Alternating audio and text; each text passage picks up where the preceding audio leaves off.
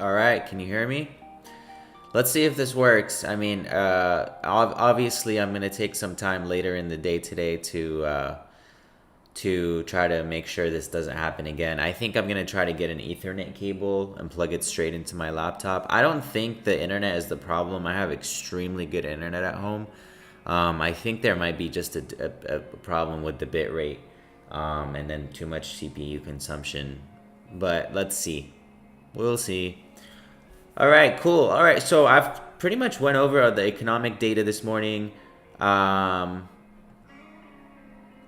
um, I've pretty much went over the stocks that we're watching for the day. Not a lot of excitement from the watch list, unfortunately. It looks like these stocks, we only have one page, and not a lot of them are really great names. So we're just gonna have to refresh throughout the day to see if more names pop up, but right now it's looking a little uneventful. The overall market seems to be mixed. You guys could totally see that there's no highlights. I mean, the only big mover is going to be NVO, and then maybe Visa.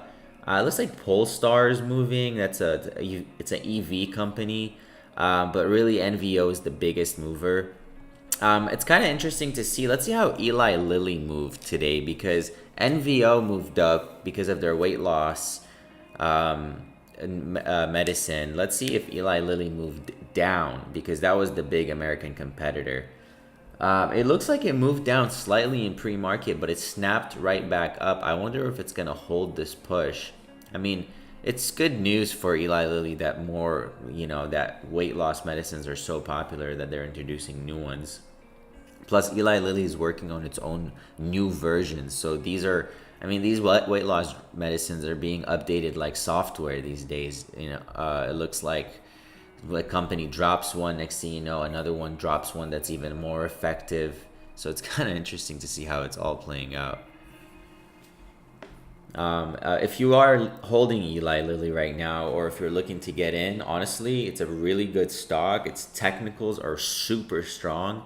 Stock is back above its 10 and 20-day moving averages. You can see that this is a point in which has been acting as a support for a very long time. And when it dipped below them, it looks like they bought it right back up.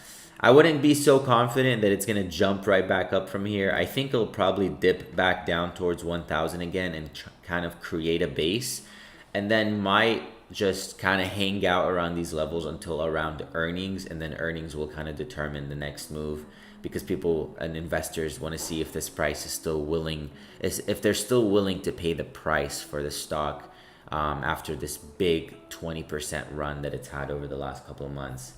SPY is coming back around, you guys. I feel like I'm frozen again. I see my face is not moving.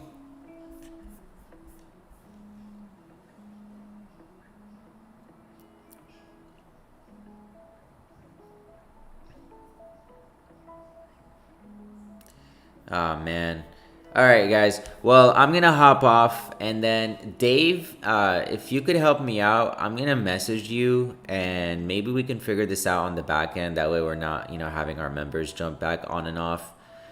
So I'll message you on the back end, Dave. For now, I'm going to take the links off. And then, anyway, either way, not a lot is happening on the market this morning. But if Dave and I figure it out, I will be back on for the final hour of the day. That way, we can at least get some time in together this morning, and hopefully some things would have happened by then. So thanks again, guys. I really appreciate you guys' patience here as we figure